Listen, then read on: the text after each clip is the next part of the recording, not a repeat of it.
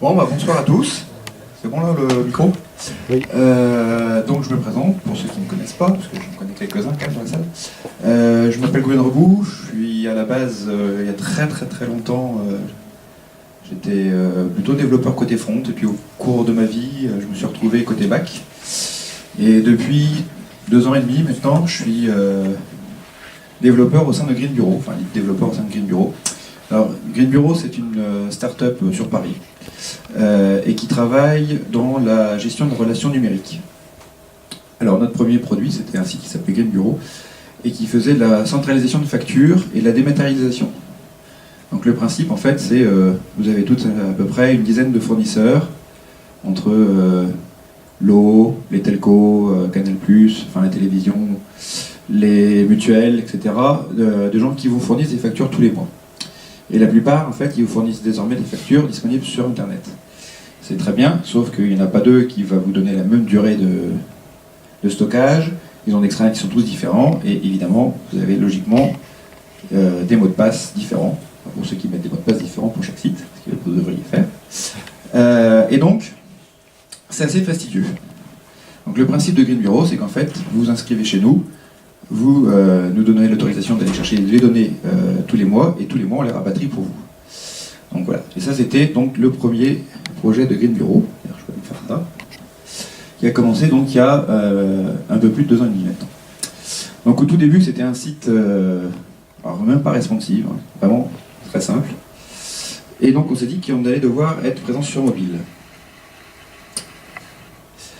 Pour ça, pour aborder le projet, comme on n'avait aucune expérience, que ce soit moi ou les gens qui s'occupaient de la gestion de projet, etc., on a décidé de se donner un petit peu de temps et d'y aller doucement. Et donc on a créé un projet annexe qui s'appelle Vitma Hotline, dont le principe en fait c'est de recenser tous les numéros de hotline qui existent en France, donc il y en a environ 1200, de vous donner des indications si c'est la bonne heure, etc., pour appeler. Et c'est un projet beaucoup plus simple que Vitma Hotline, parce qu'il n'y avait pas d'authentification, il n'y avait pas de synchronisation, enfin beaucoup moins compliqué. Il n'y avait pas de problématiques de données très confidentielles comme dans Green Bureau. Et donc l'idée c'était d'apprendre un petit peu comment ça se passait, comment on allait devoir se débrouiller pour faire connaître l'app, etc. Et on avait quand même une volonté, parce que ça allait servir pour Green Bureau, c'était qu'on voulait du offline. Parce que, alors dans Green Bureau, l'idée c'était que les gens doivent avoir dans leur téléphone leur facture en permanence, donc ils peuvent être non connectés et consulter leur facture. Et là, en fait, même si pour téléphoner, évidemment, on a besoin d'avoir au moins une connexion GPS, l'idée c'était d'avoir non seulement donc, les numéros de téléphone, les horaires, et aussi quelques facs disponibles localement sur la machine. Donc en fait, on a fait un petit appel d'offres, on a tourné un petit peu autour de quelques prestataires. Et le prestataire retenu faisait du titanium. Donc ce qui nous semblait intéressant, c'était le cross-platform. On pourrait être présent sur iOS et Android assez rapidement. Et voilà, donc première version d'iOS assez rapidement. C'était pas terrible quand même au niveau des perfs en particulier. Donc on ne peut pas avoir une belle liste de 1200 numéros de téléphone, hein. C'est un peu trop compliqué, même de 400 fournisseurs. Ça s'affichait pas assez vite. Quelques mois après, donc, on sort la version Android, et les performances étaient vraiment très mauvaises. Il y avait un truc qui a donné beaucoup de mal, en fait, qui a été assez facile à mettre en place dans iOS, mais très compliqué dans Android, bien que ce soit toujours dans Titanium. On avait un menu un petit peu à la Facebook, enfin autrefois, dans Facebook ne le fait plus, vraiment. Donc, en fait, quand on clique sur le haut à gauche de l'interface, il y avait le panneau qui permettait de sélectionner. Bon, c'était à la mode il y a 1 an et demi environ, là, il y avait Pinterest, tout ça qui avait le même. Et dans Android, ça avait été vraiment très compliqué à mettre en place, même en Titanium. Enfin, bien que vraiment, ça aurait dû faire. Donc en fait, fort de cette expérience, on a choisi de faire du natif, on a pris un autre prestataire, c'était toujours externalisé. Donc au bout de 3 mois, en fait, la charge avait été évaluée à peu près 3 mois, ça a mis quasiment 6 mois. Et en fait 6 mois sur le débordement était quasiment uniquement sur la partie notification push. C'est extrêmement pénible à mettre en place, pas tant d'ailleurs du côté de l'app d'ailleurs que du côté du back-end en fait. Il faut avoir pour arriver à avoir tous les certificats qui vont bien comme il faut partout, que tout le monde discute bien, c'est assez pénible. L'app sort, très bon retour.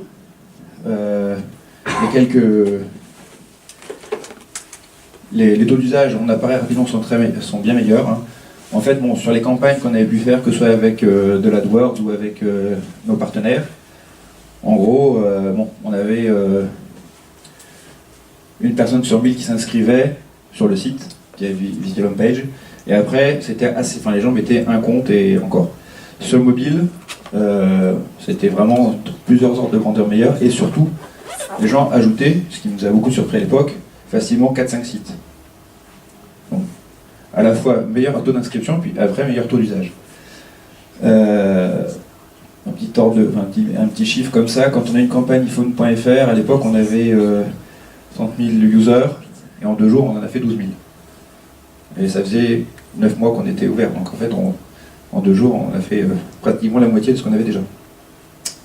Tout l'été là, on a été feature sur l'App Store. Alors pas feature tout en haut, hein, feature tout en bas, mais feature quand même.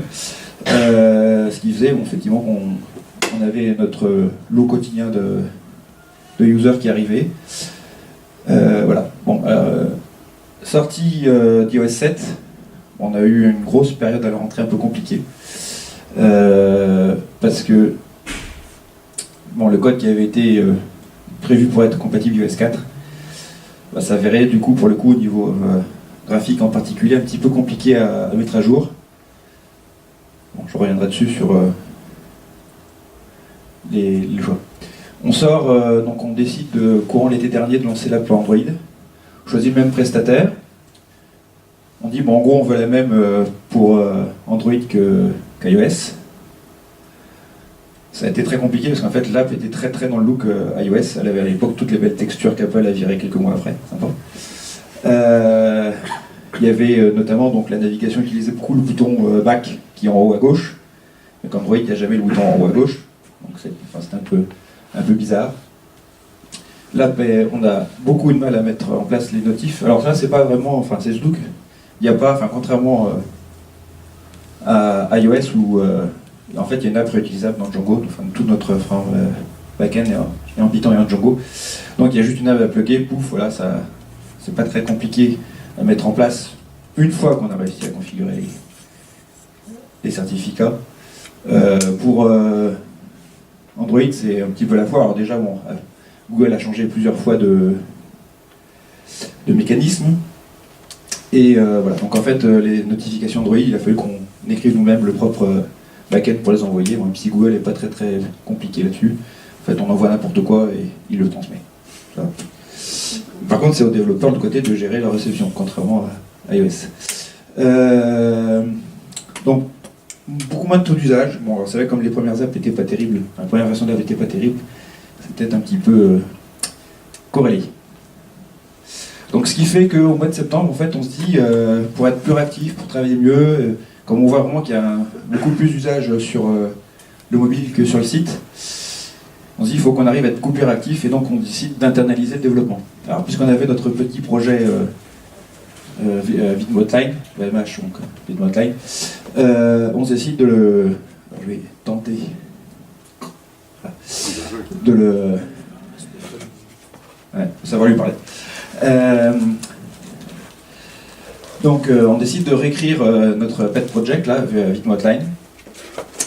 Et en fait, donc, à Green Bureau, on a en gros 2 devs, moi, donc, qui fait office de lead dev, et un autre dev, en fait, très versé dans les cryptos, et donc qui va faire la partie Android, pendant que je fais la partie Vidmotline.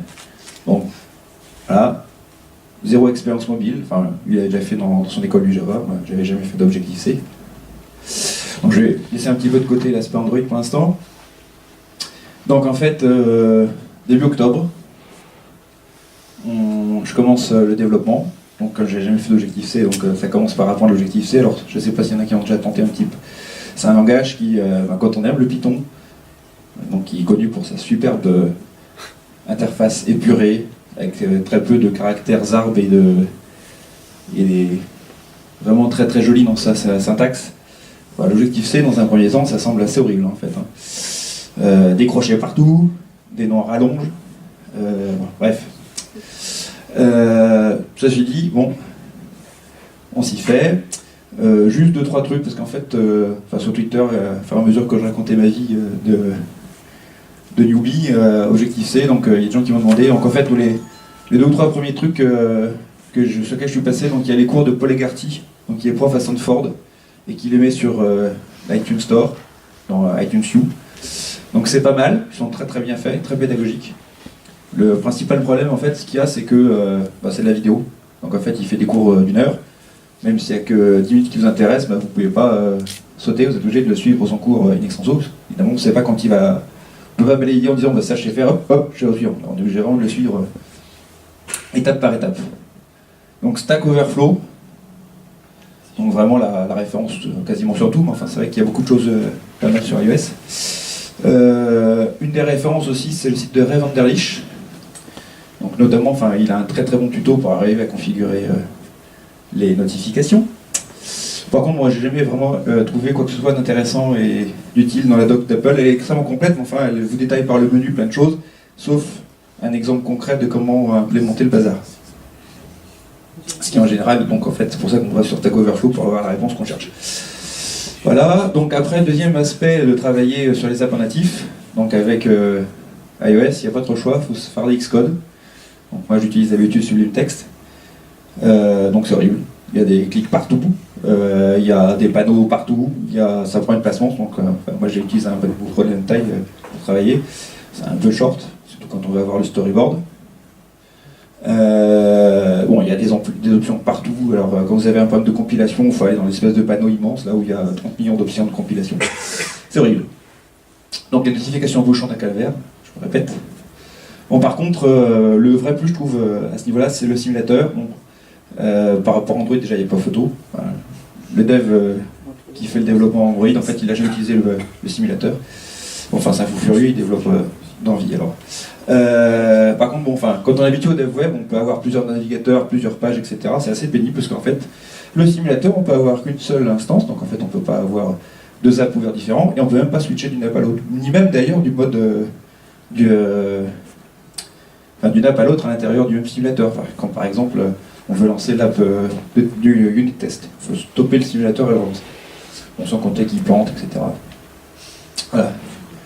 Donc au final, on a mis 6 semaines en fait pour réécrire l'app. Bon, finalement c'est avec l'Objectif-C. Donc les le petit slide un peu techos que j'ai réussi à imposer. Bon, notamment sur Cocoa. Au final, ce qui me gêne le plus en fait dans la partie dans Cocoa, c'est tout ce qui est donc la partie view controller, donc tout ce qui gère à gérer l'affichage. Et bon, c'est les noms de méthodes donc sont horribles. Alors des trucs du style rallonge du style did view cell appear after je sais pas quoi d'ailleurs. C'est tellement long d'ailleurs qu'en général on est capable de les retenir, donc heureusement il y a l'autocomplétion de Xcode. Ils sont souvent plus intuitifs. Donc, par exemple, si vous vouliez faire afficher une espèce de pop-up, pas une pop-up, mais une fenêtre qui apparaît par le bas, on pourrait se dire c'est un truc du style display view controller ou show controller. Non, c'est present view controller with animation and completion. C'est à la fois long, puis c'est pas du tout explicite. Donc, c'est vrai que quand on ouvre un view controller, en fait, même quand on lui a pas ajouté de delegate, donc les delegates c'est une façon d'enrichir un view controller, donc on peut avoir un delegate pour avoir des tables, pour avoir du scroll, etc. Donc on peut avoir plusieurs delegates raccrochés à un view controller. Il doit y avoir déjà 60 méthodes. Si vous rajoutez les delegates, il peut y en avoir des centaines. Donc en plus ils ont des noms absolument incompréhensibles, ça aide pas. Alors dernier petit point, donc pour tester c'est assez pénible, parce qu'en fait toutes ces méthodes en fait elles retournent quasiment toutes void, donc c'est-à-dire qu'elles retournent rien. Quand on teste, on aime bien pouvoir dire je lance juste cette méthode-là et je teste. Et quand on veut pas, puisqu'elle ne retourne rien, et puis qu'elles écrivent en général rien dans l'interface, enfin elles écrivent dans l'interface mais elles écrivent dans la DB, on a très peu de choses à tester. Donc pour arriver à le tester, quand même, on est obligé de créer nos propres méthodes qui elles vont retourner quelque chose qu'on va envoyer dans ces trucs-là. Mais pour pouvoir les tester, il faut qu'elles soient publiques. Donc ce qui veut dire qu'on est à nouveau obligé, enfin on fait plein de choses pas belles, quoi. Voilà. Aussi, moi, ce qui m'a beaucoup surpris, ce que je m'attendais, bon, comme c'est du code compilé, que c'est très sérieux, que Apple contrôle tout, je me disais ça va être carré. En fait, bon, même dans les docs de Paul Garty ou de Ray Vanderlich, on met très très peu en avant les bonnes pratiques, je trouve. Donc moi je suis un petit peu obsessionnel avec les tests unitaires, choses comme ça. Donc bon, pas de versionnement, enfin quasiment aucun test vous dit de le faire, alors que Xcode les intègre et vous fait ça de façon transparente. Bon, après on peut l'utiliser dans un shell ou dans une autre app, mais enfin bon, il le fait déjà lui-même pas mal. Pas de test unitaire et très très peu d'indications comment les faire, alors notamment pour tester les view controllers, donc ce qui est tout ce que vous affichez, c'est en général la partie où on passe le plus de temps. Et c'est pareil, il n'y a pas de... Bon, quand on a du monde Python, qu'on connaît virtuellement, etc., pip, on aime bien avoir une façon de générer ses projets assez facilement. Voilà, en fait, bon, ils vous disent, vous les menez dans Xcode et Xcode se débrouille. Bon, ça ne semble pas très pratique derrière si vous devez partager le projet avec quelqu'un d'autre. Ceci dit, en fait, c'est un des éléments que je n'en ai pas parlé. Dans les slides, c'est vrai que globalement, Xcode ne fait pas grand-chose pour vous faciliter la vie pour travailler de façon collaborative avec d'autres personnes. Par exemple, vous éditez le storyboard, enfin, vous ouvrez le storyboard de quelqu'un d'autre, et ben, il va modifier en fait un petit ID dans le storyboard, ce qui fait qu'il y aura un conflit dans le storyboard. Et le storyboard, c'est un énorme fichier XML qui fait des kilomètres et des kilomètres. Et donc vous aurez un gros conflit sur ce fichier-là, juste pour ça, juste parce que quelqu'un d'autre l'a ouvert. Je ne l'ai pas dit enregistré en fait, il suffit juste de l'ouvrir. Il ne fait rien d'autre que de l'ouvrir. C'est pratique. Donc ça rend la collaboration extrêmement pénible.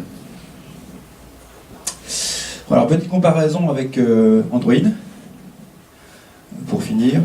Donc, en discutant donc, avec l'autre dev, on s'est rendu compte quasiment tous les concepts qu'on va avoir dans iOS vont se retrouver dans Android et vice-versa. Mais ils sont quasiment toujours implémentés de façon différente. L'exemple qui m'a le plus frappé, c'est les background fetch. Alors, c'est une nouveauté d'iOS 7 qui permet de lancer l'app en arrière-plan pour qu'elle fasse de la synchro notamment. Comme tout ce qui est dans iOS, c'est très encadré par Apple, vous n'avez pas le droit de faire tout ce que vous voulez. Il faut en particulier que vous ayez réussi à faire tout ça en 30 secondes. Sinon Apple iOS kill votre process. Et c'est lui qui décide quand il le lance. Sur Android, vous n'avez pas ça, c'est démerdez-vous, mais d'un autre côté, vous pouvez faire ce que vous voulez. Donc c'est à vous d'implémenter le thread qui va fonctionner à arrière-plan. Mais de l'autre côté, vous pouvez le lancer quand vous voulez, c'est vous qui décidez de la périodicité, etc.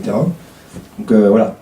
Ce que je me dis, c'est que ça explique beaucoup pourquoi les outils cross-platform, pour avoir discuté avec d'autres personnes aussi qui ont utilisé PhoneGap et qui ne sont pas très très satisfaits, sont mauvais. C'est très difficile d'arriver à avoir, avec deux plateformes très différentes, un produit qui fonctionne bien partout. C'est un petit peu d'ailleurs pour ça que Steve Jobs avait fait la guerre à Flash, je pense. Au mieux, vous en aurez un qui fonctionnera bien quelque part et mal ailleurs. Au pire, il fonctionne mal partout. C'est jamais très réussi. Et puis un deuxième point, les UX sont très différentes.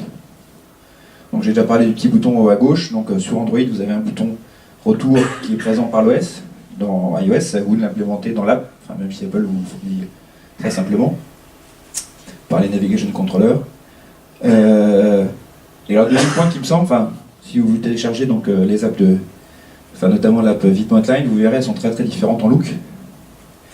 Et pour moi aujourd'hui, après c'est un débat un petit peu philosophique après sur est-ce qu'on doit être présent sur les App Store et tout ça. Est-ce qu'on se rend pas prisonnier en fait quand on travaille sur l'App Store de la bonne volonté d'Apple ou de Google. Mais voilà, finalement aujourd'hui, on fait des apps dans l'environnement iOS ou Android et non pas, je dirais, on est présent parce que c'est vraiment nous qui enrichissons leur plateforme et pas eux qui enrichissent la nôtre. On est vraiment très prisonniers à tout point de vue de ce qu'ils veulent. Voilà, alors, donc, petit point final. Donc, étant donné nos problématiques, je dirais après, il peut y avoir des gens qui auraient des problématiques très différentes, mais dans nos problématiques, bon, je pense que pour moi, il n'y a que le natif qui peut répondre aux besoins. Donc, pour installer les libs, j'ai fini par trouver un petit projet qui s'appelle Cocoa Pods, qui permet d'automatiser, de synchroniser facilement donc, et d'installer des apps, des libs. Et mon top des apps utiles, que je pense que quand vous développez, vous allez rapidement en avoir tous besoin. Donc AF Networking, donc une librairie qui fait des wrappers autour de tout ce qui est fait par les connexions HTTP. Apple fournit tout ce qu'il faut évidemment, mais alors c'est très très lourd. C'est un petit peu, si vous connaissez mon Python, Il y a URL libre, alors c'est le bordel pour aller faire une requête dès que c'est pas du get comme ça. Et donc tout le monde utilise Request, qui est une librairie qui est construite par-dessus. Voilà, c'est un peu pareil, en fait. Il a simplifié la vie, notamment, bon, il fait des petits callbacks très pratiques pour pouvoir envoyer une requête en asynchrone et récupérer le résultat, si ça marche ou si ça ne marche pas d'ailleurs. Donc ça c'est bien foutu. Kif. Alors c'est un sujet, donc au départ je voulais en parler, mais je l'ai laissé un petit côté parce que Laurent m'a dit que ça prenait trop de temps. Kif, c'est une librairie pour faire des tests fonctionnels. Alors j'en ai cherché plusieurs. Bon, je pense que j'aurai éventuellement l'occasion de revenir en discuter sur le sujet. GHUnit, bon, c'est pour faire des tests unitaires. Donc Apple fournit évidemment une implémentation de tests qui s'appelle OCTest. Alors c'est pas terrible déjà parce que vous êtes obligé de lancer tous les tests tout le temps. Donc quand vous en avez un qui plantait et que vous en avez 200, vous n'avez pas forcément envie d'attendre les 10 minutes qu'il fasse les 200. GHUnit, il est pas mal, il vous lance, ça vous permet de lancer que ceux qui ont fail. Une petite interface vraiment pas mal au niveau du résultat parce que OCTest en fait c'est dans le shell, donc vous avez le retour dans le shell. Là il y a une petite application qui est pas mal. KS Crash, alors ça c'est une des différences qu'il y a entre iOS et Google. Donc quand une application Android crash, c'est remonté automatiquement chez Google. Ça ne va pas être par un autre, sur le fait qu'il remonte automatiquement sans vous demander votre avis. Mais en tant que fournisseur de services, c'est simple, vous avez la liste de toutes les applications où elles ont crashé, comment, à quel moment, etc. Chez Apple, il n'y a pas ça. Et en plus, Apple ne fournit rien. C'est à vous de vous démerder. Donc il y a plusieurs projets, sachant que c'est un petit peu compliqué parce que faut savoir que l'objectif C, c'est une surcouche AC en fait. Donc en général, quand ça crache, il ne vous dit pas la ligne de base où ça a craché dans l'objectif C, il vous dit la ligne où ça a craché dans le C correspondant. Autant dire qu'en général, ça ne vous sert à rien. Donc avec KS Crash, il est assez malin pour savoir remonter au point de départ. Et alors KS Crash, en fait, donc ça vous permet de attraper le crash et d'afficher quelque chose éventuellement au user pour dire est-ce que vous voulez envoyer un mail. Il permet aussi de se synchroniser avec des services. Alors il y a des payants, il y a des gratuits, qui vont permettre de remonter aussi l'info et donc pour vous de collecter les crashs, pouvoir savoir les différents types de crash que vous avez, la fréquence, etc. Et en général, il note pas mal de contexte, donc c'est pas mal. BRORM, donc c'est un ORM. Donc si vous faites des apps qui ont besoin de stocker des données, vous pouvez utiliser ce que fournit Apple, évidemment. Mais quand vous avez un schéma comme nous, qui est partagé entre l'app iOS et Android, le développeur Android n'a pas forcément envie de se taper le schéma à la con d'Apple. Donc avec BRORM, on a un ORM qui permet d'avoir la même DB partout. Enfin, IRET, bon là c'est le cherry on the cake.